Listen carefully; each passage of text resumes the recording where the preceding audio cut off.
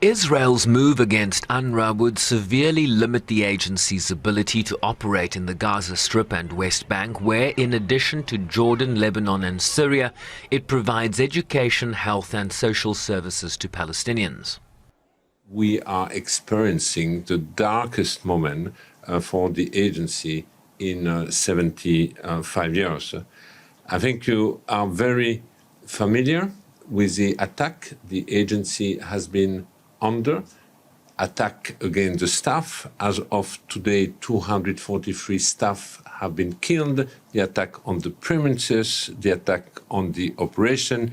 But in addition of that, there have been intense and aggressive campaign of disinformation, reaching out of donor capital to delegitimize the agency, and the latest development has been the adoption of the Knesset bill.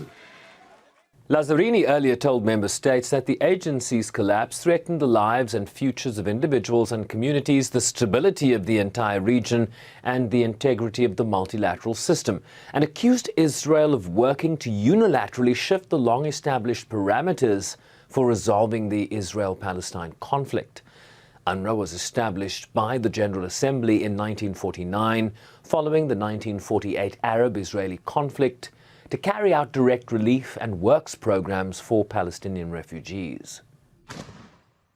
Israel has accused some UNRWA staff of taking part in the Hamas attack on October 7th last year, leading to an internal investigation by the UN that eventually fired 9 employees, finding that they may have been involved in the attacks, a position the UN itself could not independently verify.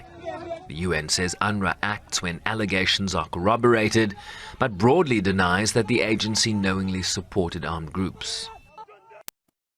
Is a casualty of this war. Let's do no mistake.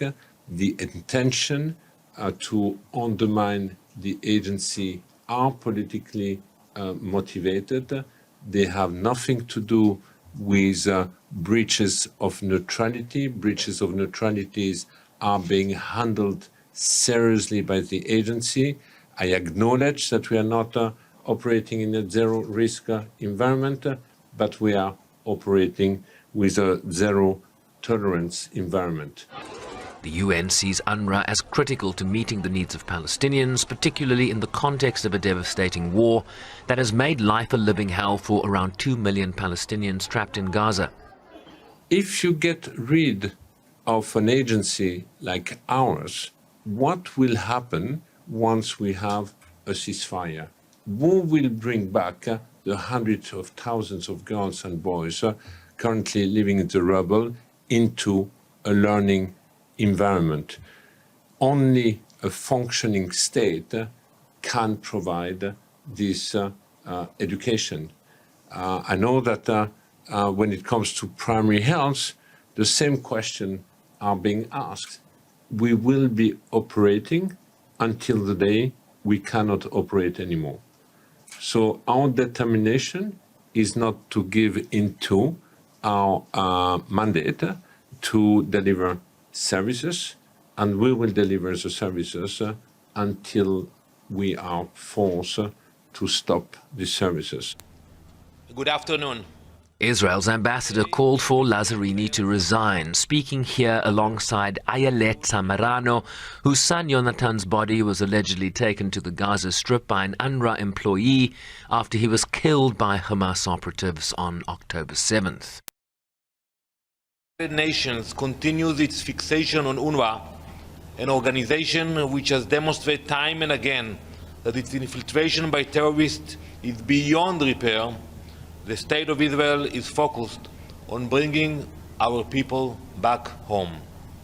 Earlier today, in the Fourth Committee, I confronted Commissioner Lazzarini on his responsibility for UNRWA's infiltration by Hamas, its fostering of terrorism, and its total failure of accountability. I demanded that Commissioner Lazzarini resigned if he had any decency. The UN Secretary General spokesperson also asked to weigh in. We don't work that way, right? Mr. Lazzarini has the full confidence of the Secretary General in his role as Commissioner General of UNRWA. In October, the UN Security Council strongly warned against any attempts to dismantle or diminish UNRWA's operations and mandate. Shervin Bryce, please, SABC News, New York.